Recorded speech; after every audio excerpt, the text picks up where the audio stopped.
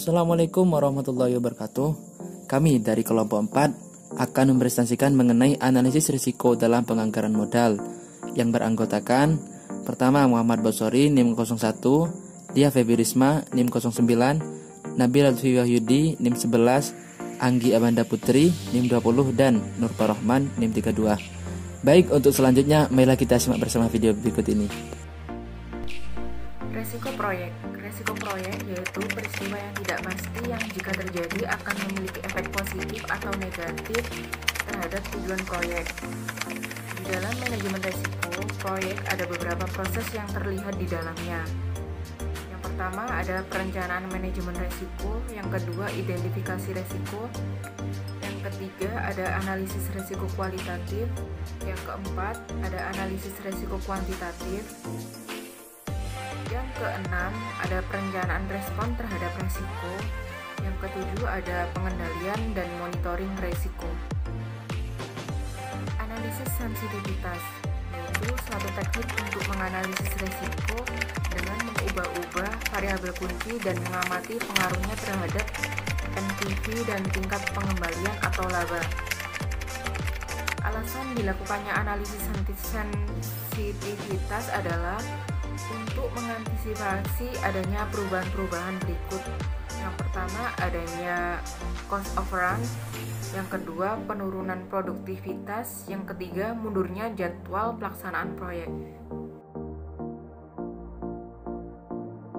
Analisis skenario merupakan teknik yang penting dalam manajemen risiko, yaitu membantu perusahaan dan lembaga keuangan, terutama untuk memastikan bahwa mereka tidak mengambil risiko terlalu banyak, atau disebut juga teknik analisis risiko yang mempertimbangkan baik sensitivitas NPV terhadap perubahan-perubahan variabel kunci maupun rentangan dari nilai-nilai variabel yang sangat menguntungkan. Ada 3 jenis analisis skenario. Yang pertama skenario dasar atau base case skenario, yaitu keadaan semua variabel masukan diberi nilai yang paling memungkinkan. Yang kedua skenario terburuk atau worst case skenario, yaitu keadaan semua variabel masukan diberi nilai buruk berdasarkan perkiraan yang wajar. Yang ketiga ada skenario terbaik atau best case skenario, di mana keadaan semua variabel masukan diberi nilai terbaik berdasarkan perkiraan yang wajar. Analisis break-even atau cost volume profit analysis yang dapat diartikan sebagai suatu ketika keadaan di mana perusahaan di dalam operasinya tidak memperoleh keuntungan dan tidak menderita kerugian. Analisa ini diperlukan untuk mengetahui hubungan antara volume produksi, volume penjualan, harga jual, dan biaya produksi dan biaya lainnya. Dan ada juga laba atau rugi. Hal yang perlu diperhatikan yang pertama ada tingkat laba yang ingin dicapai dalam suatu periode, yang kedua kapasitas produksi yang tersedia atau yang mungkin dapat ditingkatkan, yang ketiga besarnya biaya yang harus dikeluarkan dan mencakup biaya tetap maupun biaya variabel.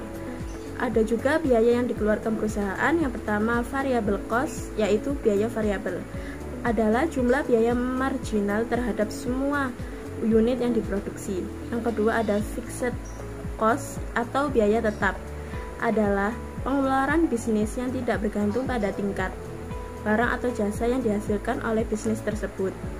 Yang ketiga ada semi variable cost, yaitu jumlah totalnya berubah sesuai dengan perubahan pada volume kegiatan, namun tingkat perubahannya tidak sebanding. Accounting Profit BEP. Sebagai contoh, perusahaan Dharma memiliki informasi sebagai berikut. Biaya tetap dengan jumlah 2.001.000 per tahun, biaya variabel 1.000 per unit, dan harga jual produknya 2.000 per unit.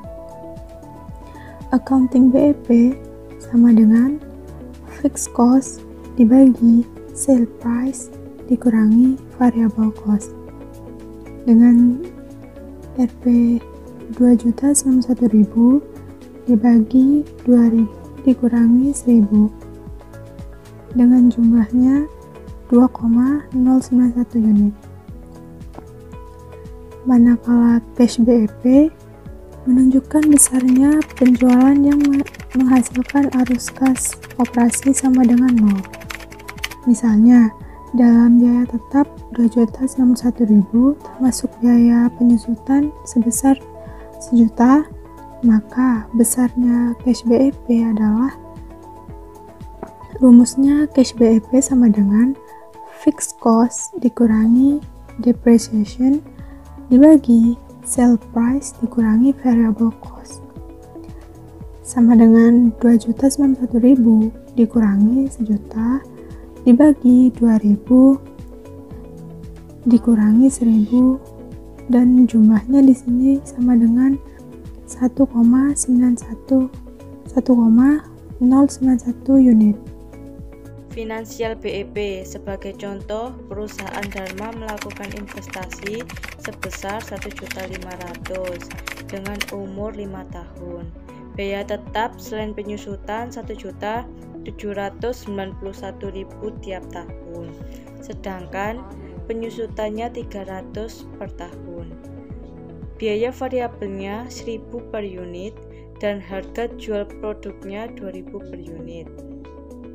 Tarif pajak perusahaannya 34% dan tingkat diskontonya sebesar 15%. Menunjukkan besarnya penjualan yang menghasilkan NPV sama dengan 0. PV BEP sama dengan EAC ditambah fixed cost dikali buka kurung 1 diambil T tutup kurung diambil depreciation per sales price diambil variable cost dikali buka kurung 1 diambil T tutup kurung. EAC sama dengan 1.500.000 per PVIFA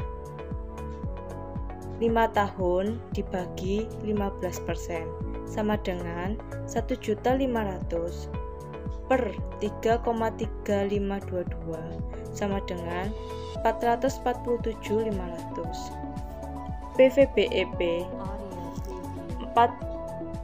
447.500 ditambah 1.791.000 dikali buka kurung 1 diambil 0,34 tutup kurung diambil 300 dikali 0,34 per 2000 diambil 1000 dikali 1 diambil 0,34 sama dengan 1.527.560 per 660 sama dengan 2,315. Selanjutnya ada real option. Real option merupakan metode valuasi proyek yang dapat mengandung unsur ketidakpastian dan juga strategi investasi perusahaan pada proyek yang akan dijalankan.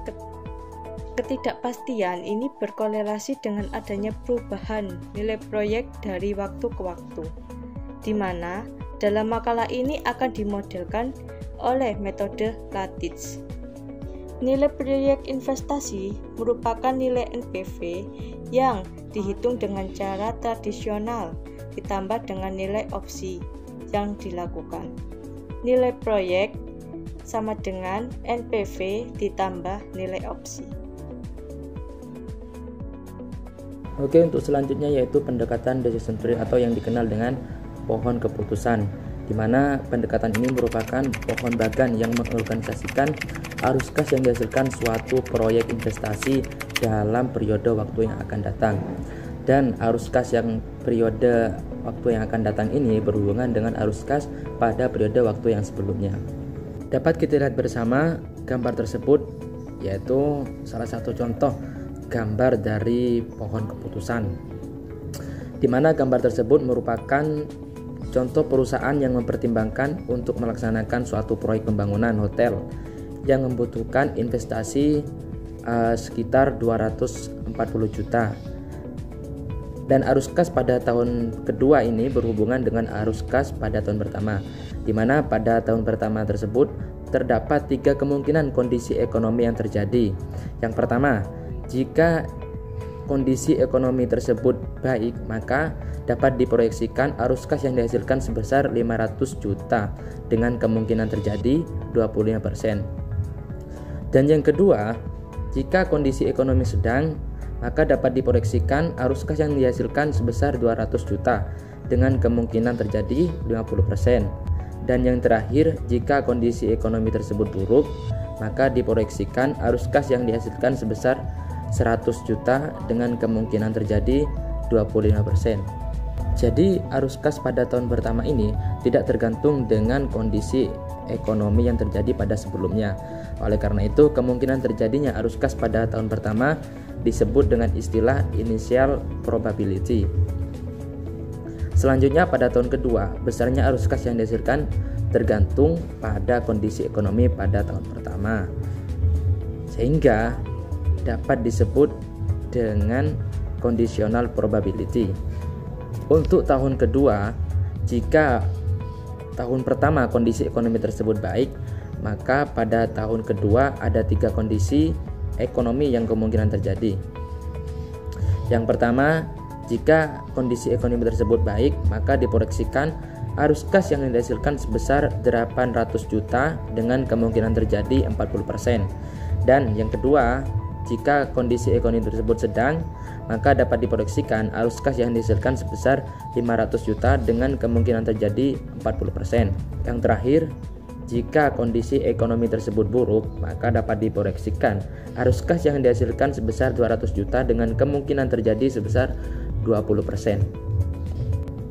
Untuk selanjutnya yaitu pengambilan keputusan dan decision tree. Pengambilan keputusan investasi tersebut sering dilakukan secara bertahap pada perkembangan informasi yang terjadi. Tujuannya apa? Yaitu untuk menghindari terjadinya suatu kerugian yang besar jika keputusan diambil secara sekaligus tanpa mempertimbangkan terjadinya perubahan situasi dan kondisi yang dihadapi oleh sebuah perusahaan. Pendekatan pohon keputusan tersebut dapat diterapkan dalam mengambil keputusan investasi yang dilakukan secara bertahap. Oke, sekian presentasi dari kelompok kami. Kurang lebihnya mohon maaf. Assalamualaikum warahmatullahi wabarakatuh.